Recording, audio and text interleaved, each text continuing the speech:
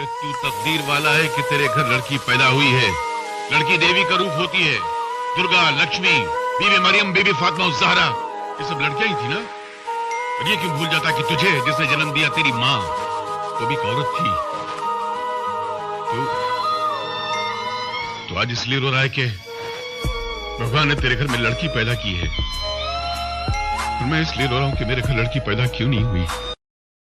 अपने हाथ से वही लोग मदद करते हैं जो दुनिया में अपना नाम करना चाहते हैं। दूसरे बुलाकर मदद करने से आप सामने वाले की गरीबी का अपमान करते हैं, उसे एहसास दिलाते हैं कि वो गरीब है, मोहताज है, मुफलिस है।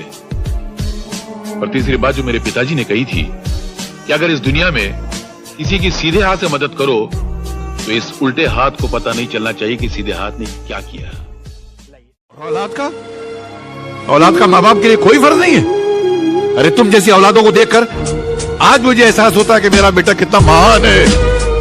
अरे सारी जिंदगी मेरे कहने पर जिंदगी गुजारता रहा, एक दिन भी अपनी मर्जी की जिंदगी नहीं गुजारी उसने।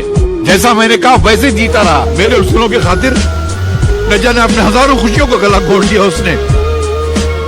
और मैं कितना मजबूर हूं कि अपने उसी बेटे के लिए आज कुछ नहीं कर पाता। देखिए,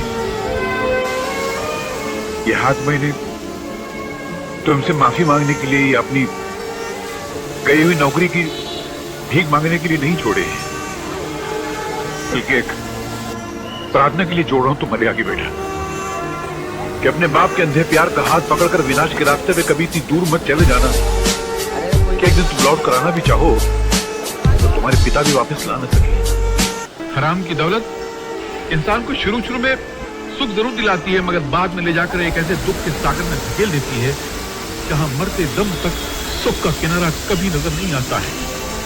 इसलिए इस बात को मान ले, दुनिया के सामने ऐलान कर कि पाप के रास्ते पे चलने के बाद इंसान कभी सुखी नहीं रह सकता है। ये बात तेरे काम आएगी, तेरे औलाद के काम आएगी और हिंदुस्तान के बिगड़े हुए करोड़ों नौजवानों के काम आएगी। और उनके माँ बाप दिल खोल कर तुझे दुआएं देंगे बेटा। इस दुनिया में लाखों ऐसे बूढ़े हैं जो या तो अकेले हैं या बेमुरव्वत बेगैरत औलादों के बाप हैं, जो भूख से तड़प तड़प के मर जाते हैं मगर उनके मुंह में पानी डालने वाला कोई नहीं होता है। अनगिनत अपाहिज हैं जिनकी तीमारदारी करने वाला कोई नहीं है। करोड़ों ऐसे नौजवान हैं जो पढ़ना चाहते हैं और गरीबी और मुफलिसी के मजबूत हाथ उनके हाथों से वो किताबें छीन लेती है, वो पढ़ नहीं सकती। ऐसी लाखों औरतें हैं जो बेवा हैं, जो काम करके अपना पेट पालना चाहती हैं मगर उन्हें काम नहीं मिलता, इसलिए मजबूरन उन्हें अपना शरीर बेचकर इस पेट की अंगीठी में रोटी का कोयला डालना पड़ता है।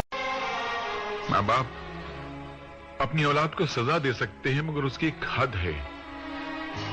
उसको चांटा मार सकते हैं, उसका खून तो नहीं कर सकते ना। उसी तरह माँ बाप चाहे कितने खराब हो, कितने गुमराह हो, कितने बुरे हो, मगर औलाद अपने माँ बाप को सजा नहीं दे सकती। ये धर्म कहता है, ये मजहब कहता है, ये कुरान कहता है, ये गीता कहती है। बेटे याद है ना मैंने तुझे बचपन में सिखाया था ये सब कुछ।